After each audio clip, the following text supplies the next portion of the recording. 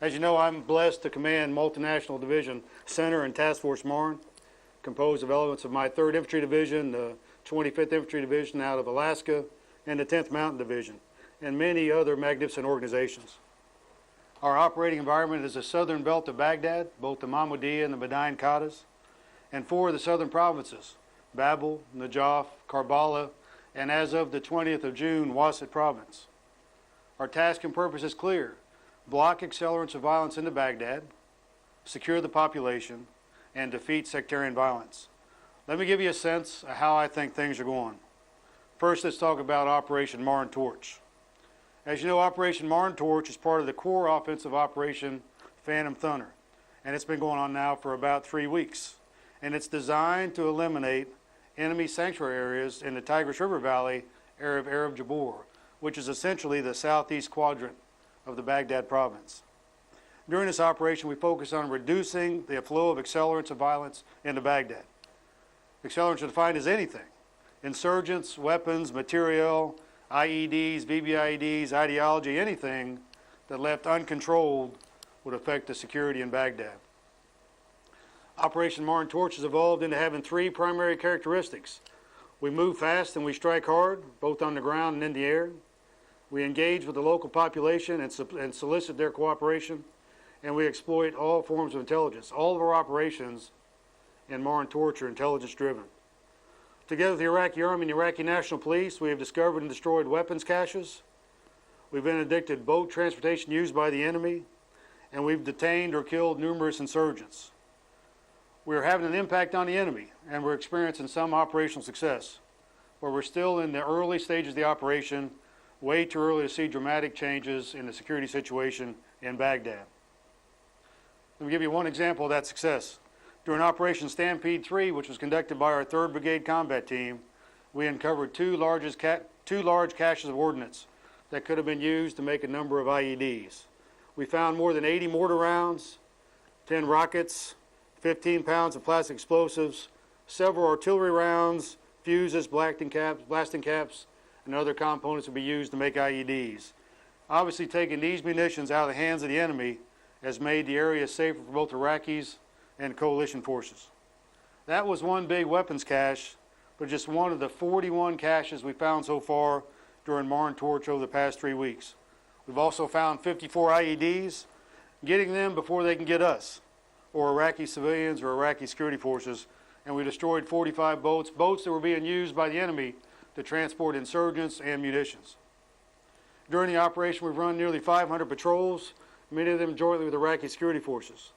We've conducted at least 22 raids, 32 cordon and search operations, and 70 airstrikes. We've made extensive use of air power, B-1 bombers, F-16s, and F-18s. We've cleared more than 1,000 buildings and detained more than 230 insurgents, including 28 that we classify as high-value individuals, among them 3 of our division's 15 high-value targets. We have taken real estate from the insurgents and will now hold on to this terrain until competent, capable Iraqi security forces can provide the sustained security presence that will keep the extremists away from the people of Iraq and from the government. We have seen cooperation from the people that live in Arab Jabor. Candidly, as many of you know, much more than I saw the last time I was here, which was only about a year ago. And that's indeed an encouraging sign of support. This support has come in the form of openness to us, peaceful coexistence with us, and importantly in the form of information. In Multinational Division Center now, we occupy 29 patrol bases out with the Iraqi population, and we're finding this openness with them to exchange information and help us with security. What I sense is a growing discontent amongst the local communities, the tribes and their leaders, and we've benefited from this discontent. Just as it happened in Ramadi, volunteers in our operational environment have emerged, and they say enough. Enough of the violence, enough of the killing by al-Qaeda, let us be part of the security forces. What I believe is al-Qaeda has worn out its welcome. They've overplayed their hand, and their tactics have indeed backfired. Here's an example. Just on Wednesday, an Iraqi man out of the Madain Qada of the Baghdad province, that's just east of the Tigris River, gave us information that led to the discovery and destruction of a massive weapons cache. We know that this will reduce the number of IED attacks on the Iraqi population, on the Iraqi security forces, and on the coalition forces that are operating in that area. Now we're entering another phase of our operation in Mar and Torch, and it's entitled Post-Combat Operations. Candidly, while we do post-combat operations, we're continuing to do combat operations in other portions of our battle space. We're reaching out to the Iraqi people with reconstruction efforts and humanitarian assistance. Let me give you some examples. Task Force Marne has significantly improved the water infrastructure in Arab Jabor. Reconstruction of pumping stations and pipelines, repair of canals have had a positive impact on the lives of more than 2.2 million Iraqis. The Bowery pump plant has been repaired by the Madain-Qaeda government with financial assistance from us, and water is now flowing through the canals for the first time in several months. The Madain-Qaeda's economy is agrarian-based, so as you well know, this will indeed allow the farmers to prepare for the fall growing season. And as a result of that, they're very happy the coalition forces are there. As part of our economic engagement strategy, we've identified 6 state-owned enterprises that will receive funding to improve their capacity.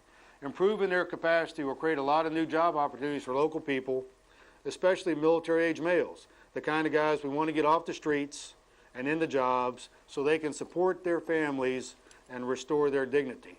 You know, with the state-owned enterprises that we're dealing with, between now and October, we believe we can employ 2,800 Iraqis, military-age males. Now, you might say that's not a big number, but that's 2,800 people who aren't going to be planting IEDs because they got proper employment. We're piloting a scrap metal initiative. There's lots of scrap metal in Iraq, and this initiative is a potential of creating a significant number of jobs and boosting economic development in North Babel. We're also advancing a government engagement strategy. The focus of this is to create stronger links between the provincial governments and the national governments. Task Force Marne is acting as a conduit to the central government, and this month we'll host our first governors conference down in Hilla. We chair bi-weekly security meetings with the Iraqi security forces and the local government. Just this last week, my 3rd Brigade combat team hosted the Madain-Qaeda bi-weekly security meeting at their forward operating base. And these meetings develop combined Iraqi and coalition security plans for the coming week. Both sides share intelligence and develop future operations. Even though we're working post-combat operations, intensive combat operations are still necessary. As I've said before, in Multinational Division Center area, I believe there are 4 enemy sanctuaries, and Mar and Torch is attacking one of those sanctuaries. And that's a Sunni extremist area, but there are others. There are additional enemy sanctuaries in our battle space, and they must be disrupted, just like Arab Jabor with Mar and Torch. Of note, the enemy is not just Sunni extremist networks. Shia extremists remain disruptive and unhelpful antagonists, and we find that they're often, unfortunately, foreign supported. For the people of Iraq to live in peace and prosperity, these elements must be defeated as well. Upcoming operations will target both Shia and Sunni extremists. We can't do this all by ourselves. We need the assistance of the Iraqi people, and I'm seeing more and more of that. I'm seeing more of the local population saying, we're tired of the violence, let us be part of the security, let us be part of the solution. We also need the best efforts of the Iraqi security forces. By the way, I sense that they're getting better every day. In my battle space, I deal with 2 Iraqi Army divisions, the 6th Iraqi Army Division and the 8th Iraqi Army Division. And those division commanders are competent, capable military professionals who are Iraqis. They're not Shia, they're not Sunni, they're Iraqis. And their enemy is anybody that's against Iraq. And they've got competent, subordinate commanders as well. Working with the Iraqi Army, we have caught and detained several individuals that we classify as high-value targets, the baddest of the bad guys. And taking these folks off the streets give new hope to the communities where they were hiding. You've heard me say before that there aren't enough Iraqi security forces in my battle space. That remains the case, but I have room for optimism. There is a significant effort by the Iraqi government to build security forces that are multi-ethnic, non-secular, and that can bear the weight of Iraqi security responsibility. Recently, we had a graduation down in North Babel of 1,000 recruits for Iraqi police. And those recruits are both Sunni and Shia, and they'll be used across North Babel to help provide security. In Yusufia, in the center of my battle space, we just had a recruiting drive for the Iraqi Army, and 900 people enlisted in the Iraqi Army. So there is indeed room for optimism. I see progress, but there needs to be more. And with that, I'm happy to take whatever questions you might have. Thank you, sir. Let's start off with Kristen. Sir, it's Kristen Roberts with Reuters. I want to follow up on the statements you made about the progress you're seeing in Iraqi security forces. We've heard from you on many occasions about the lack of competent and capable Iraqi security forces throughout many areas of your area of responsibility. Can you please characterize for us the pace of improvement that you're seeing and give us more detail about the type of progress they've been able to notch over recent weeks? Oh, that's a great question. What I've said is across multinational division centers battle space, which is about the size of the state of West Virginia, there is a significant shortage of Iraqi security forces. The ones that I deal with, particularly the Iraqi Army, I find to be competent and capable. I go out every day, 4 hours worth of battlefield circulation, and where I go, I normally run into coalition forces side by side with Iraqi Army forces. So I went to patrol base just yesterday. I found a great Iraqi Army captain, and he was so very proud of what he's doing at that patrol base and proud of the security he's providing for the local population. The issue that I got in my battle space has been the Iraqi police. Either it doesn't exist, or in some cases the Iraqi police that are out there are either not competent or corrupt, and that's a problem. But that's working to be improved. In North Babel, where they just had that graduation of 1,000 police recruits, the fact that they are both Shia and Sunni is room for optimism. When I talk to the provincial director of police in Babel, he tells me where he's going to place these forces, and it's exactly the right place to ensure security. So the issue comes down to number of Iraqi security forces. We can debate all the time about quality, but the issue is not just quality, it's also quantity. You know, Arab Jabor, which has become an enemy sanctuary, and that's why we're doing Marne Torch, had a total void of any Iraqi security forces, and that's how it became an enemy sanctuary. That's what we have to preclude. So we just got to work with the Iraqi government to continue to build more Iraqi security forces. And I see improvement in terms of the numbers of recruits. It's Pauline Jelinek of the Associated Press. Sir, could you follow on with the Iraqi security forces subject? You mentioned terrain that's been taken and that eventually you'll like to hand it off to them. Can you talk about how that's going to work, how soon that could happen in some areas, and just generally describe when you think that can happen? Yeah, you know, the time issue and the time question is always the most difficult question. Everything takes time and everything takes longer than you think it's going to take.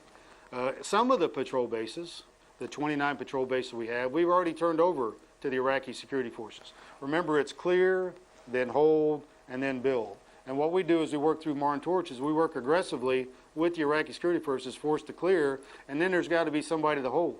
And we're not going to go any deeper in Arab Jabor than we can hold. Either coalition forces have to stay there, or competent Iraqi security forces have to stand up to the plate and say, I got this one, go ahead and move south. And that's happening now in some of the patrol bases. In other places, there just aren't any Iraqi security forces, so there's nobody to hand the security off to, so we have to stay there. And that's where I'm excited about the locals. I'm seeing more and more of the local population saying, hey, let us be part of the security. Let us be part of the security. They're not asking for weapons. They're not asking for ammunition. All they're asking for is recognition and some legitimacy. But that gives me some room for optimism. General Dave Wood from the Baltimore Sun. We've heard over and over during the past couple of years that the critical part of this whole U.S. effort in Iraq is not the military part, it's the economic and political part of it. In your AOR, is the United States government doing enough of projects like the 2,800 jobs you mentioned you hope to get secured before October? Is there enough of that happening, or are you disappointed that not more is happening? Well, again, I was here for an entire year with General Casey as his deputy for strategic effects, and I worked the political and the military and the economic lines with the U.S. Embassy. And what I see now when I come back is I see market improvement with these things that we call embedded PRTs, Provincial Reconstruction Teams. And all of my brigades will soon have embedded PRTs, and they focus on capacity building at the local level, at the Nahia level, at the city level. And we're seeing progress. For example, in one of my brigade combat teams working their EPRT, they've identified 8 model communities, and they're working to enhance not just the security, but the economic situation in those model communities. And I see great progress there. Where I'm disappointed and where we got a lot of work to do is at the provincial level. We have to build capacity in my battle space at the provincial level. We've got 4 provinces, Babel, Karbala, Najaf, and Wasat. And there has to be competent, capable governors and provincial councils and folks inside the government that really focus on the needs of the Iraqis in their province and not on Shia or Sunni kind of lines. That's what's most important. So I think we got to work harder to ensure we get capacity at the provincial level. And PRTs are designed to do that. Hi, General. This is Courtney Cubey from NBC News. You mentioned that the Shia extremists in your area you're seeing are forward supported. Can you elaborate on that? I mean, who specifically is supporting them, and what's the evidence that you have that they are being supported? Yeah, thanks, Courtney. I appreciate the question. You know, across the Multinational Vision Center, there are 3 groups of enemy. It's Sunni extremists, it's Shia extremists, and then it's those supported by Iranian influence. And what I have is just indicators of Iranian influence, and it's causing us great concern. Since we've been here, 4th of April, we've had 29 EFP attacks. 18 of those were effective attacks, and it killed 9 of our soldiers. EFP technology is traced directly back to Iran. So those things are coming from Iran. They're causing me great concern. Over the last 3 months, we found weapons caches, 4 specific weapons caches, where as we worked our way through those caches, we found Iranian munitions. We found Iranian rockets, we found Iranian mortars, clearly marked with Iranian markings, and that is just unacceptable. So what's happening is these bad things are coming from Iran into Iraq. They're finding themselves in the hands of the extremists in our battle space, and they're being used against coalition forces, against Iraqi security forces, and against innocent Iraqi, and that just has to stop. General, it's Mike Mount with CNN. My understanding is there's about 1,200 MRAPs now operating inside Iraq. Do you have any MRAPs in your AOR, and if you do, how are they performing against IEDs? And can you say whether, if you do have any, how are they performing against EFPs? Yeah, Mike, I have none of the MRAPs, and I'm not sure when they're coming in. I know there's a plan on the part of the Army and the theater here to get us the MRAPs. We have none now. What I'm working with are the up-armored Humvees, and now we're using additional capability to enhance the protection on Bradleys. So, for example, yesterday we had a deeply buried IED attack on one of our Bradleys. And when I look at the Bradley now, it's unrecognizable. It looks like 2 sets of tracks. But the soldiers in that Bradley were able to walk away from that attack. None of them were killed. One was pretty severely injured. But the up-armoring of that Bradley's helped a lot. We're all excited about getting the MRAPs. Anything that improved the force protection of our soldiers, we're all excited about. General Lynch, this is Guy Raz from NPR.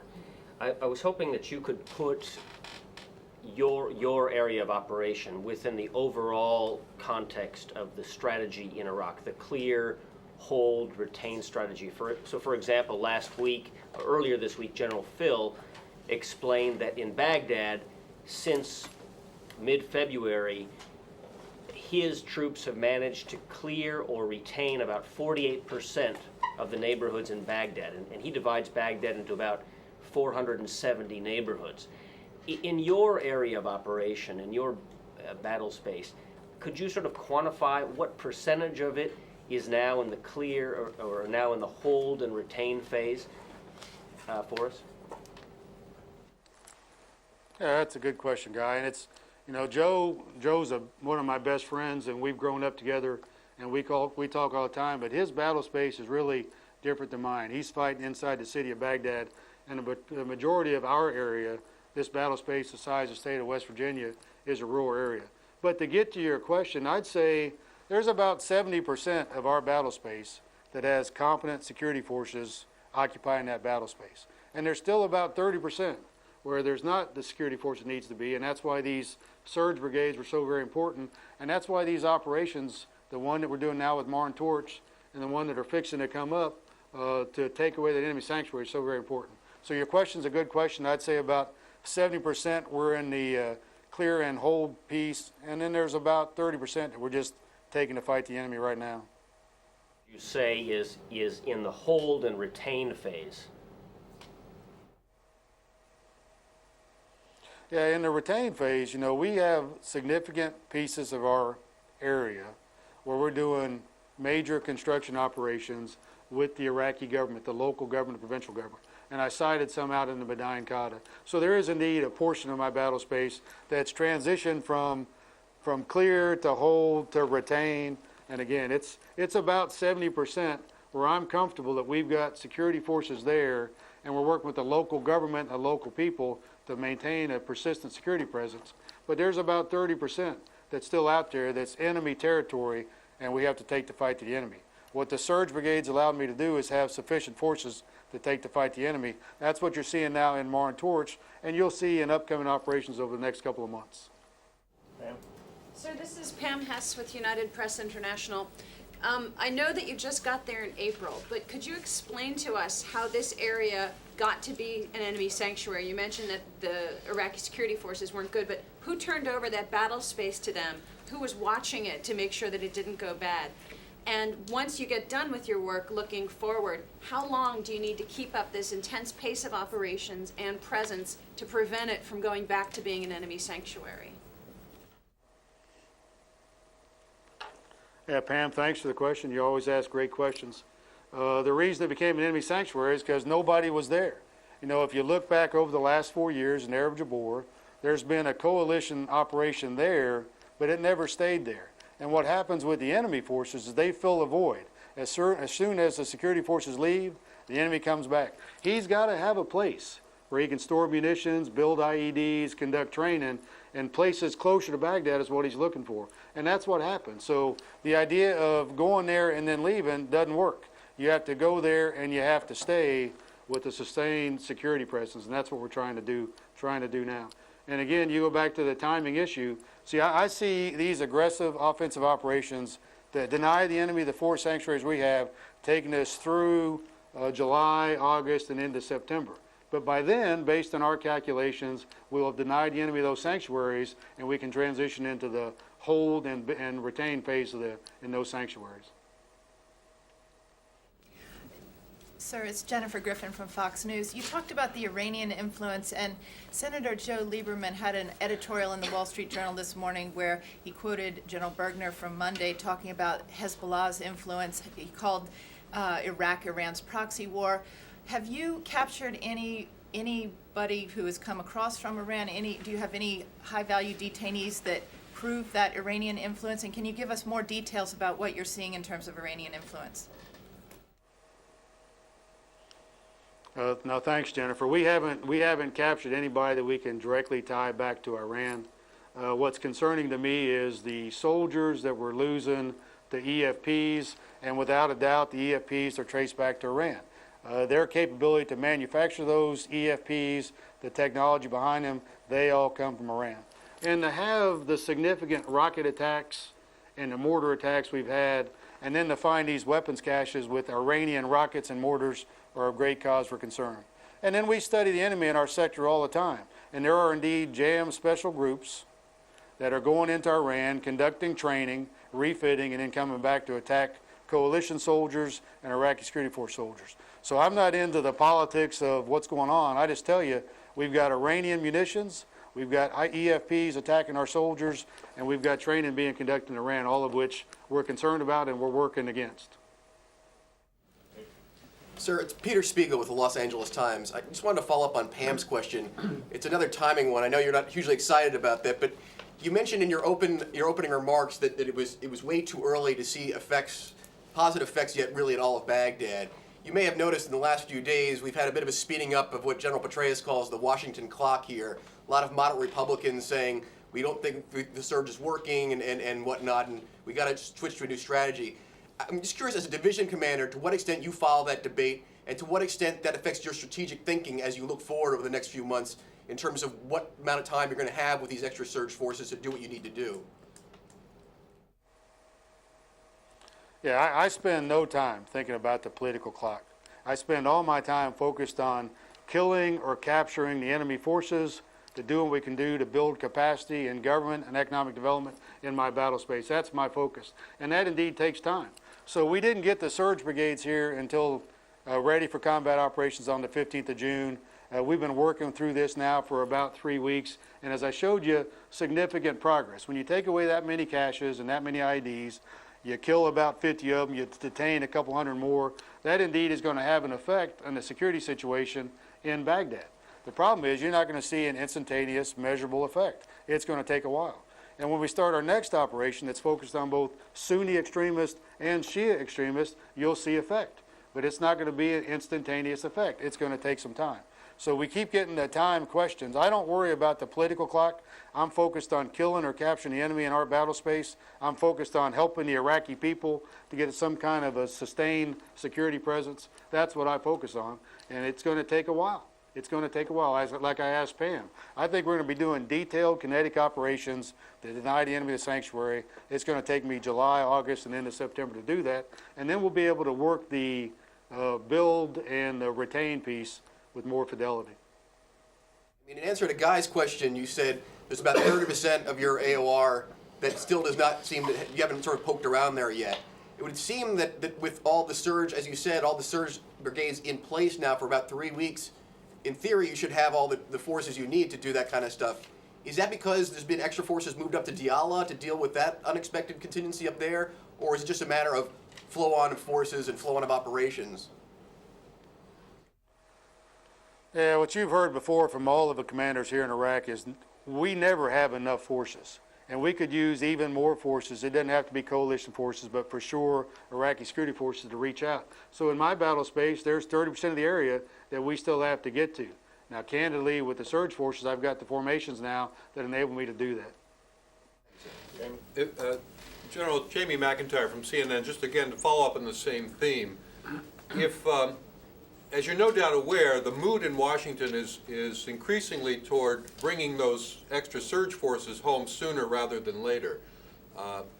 In fact, sometime in the next couple of months. How would that affect your ability to carry out your mission, given that you said it's those surge forces that have given you the ability to go into these places? It would be a mess, Jamie. It'd be a mess. Those surge forces are giving us the capability we have now to take the fight to the enemy. And the enemy only responds to force, and we now have that force. You know, we can conduct detailed kinetic strikes, we can do cordon and searches, and we can deny the enemy the sanctuaries. If those surge forces go away, that capability goes away. And the Iraqi security forces aren't ready yet to do that. So now what you're going to find, if you did that, is you'd find the enemy regaining ground, reestablishing a sanctuary, building more IEDs, carrying those IEDs in Baghdad, and the violence would escalate. It'd be a mess. General, it's Al Pessin from Voice of America. To follow up on Jamie's question, what can you say to the members of Congress who seem to be increasingly impatient? What can you say to them to convince them to let you keep the surge forces to the end of the year or beyond, or whenever you think you need to? You know, people ask me all the time why I have so much confidence. I've got great confidence because I got great soldiers. And they're here fighting because they want to fight terrorists here so they don't have to fight terrorists back home. That sounds like a bumper sticker, but that's what they believe. They believe that if they don't do what our forefathers did, our children and their children won't enjoy the freedoms that we enjoyed coming up. So they're continuing to fight the good fight. And candidly, if we don't fight the good fight here, I believe we're going to have to fight the fight back home. And none of us want that to happen. None of us want to experience 9/11 again. None of us want to have attacks on the American soil. So we got to fight the fight here. And we need these surge forces. They came in for a reason. They're being used for the reason they came in. It's going to take some time to mature the situation. Over time, we can turn the area over to Iraqi security forces, and then we'll be ready to do something that looks like a withdrawal. But that's not going to happen anytime soon. When you say anytime soon, if not September, which many in the United States would like to see, can you say maybe we'll be ready to do that in January, maybe in March? I mean, what kind of hope can you provide? Yeah, I wish I had some crystal ball. You know, over the last 30 years of my service to our nation, I've developed Lynch's rules of warfighting, and one of the rules is everything is timing, and the second rule is everything takes longer than you think it's going to take. So it's silly for military professionals to say, let me predict the future. There are so many conditions over here that are variable. There are so many unknowns in how the enemy is going to respond, how the Iraqi security forces are going to respond, how the government of Iraq is going to do in building these Iraqi security forces. There are unknowns. So to say, here's the date, it's going to be okay, would just be silly. The absolute last one. General Lynch, it's Guy Raz again from NPR. Just a sort of a follow-up on some of the previous questions. As you know, in the overall counterinsurgency strategy, time and troop numbers are your lifeblood. It's what you need to succeed. So I'm wondering, I mean, you have to plan in the future. You're looking at what's going to happen in 6 months, what's going to happen in 9 months, where you're going to be, what kind of time you're going to have, what kind of numbers you're going to have. And clearly, with the debate taking place in Washington, time and numbers are commodities you may not have. So, I mean, you have to be worried about that to some extent, aren't you? Well, the advantage of being a division commander is I got clearly defined battle space, and I got a clearly defined task and purpose, and I now have the forces I need to conduct that mission.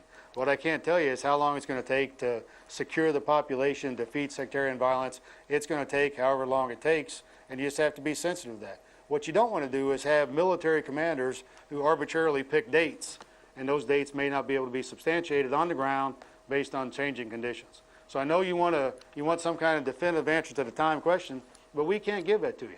What we can give you, in fact, is we got the forces we need right now. We're working with the Iraqi security forces to have sustained security presence, and we'll continue doing what our nation needs us to do. Well, sir, we appreciate we have come to the end of our time. We are certainly glad you shared some thoughts with us today. We'd like to give it back to you for any closing remarks. Now, first off, just like I started, thank you for taking the time. Thank you for what you do.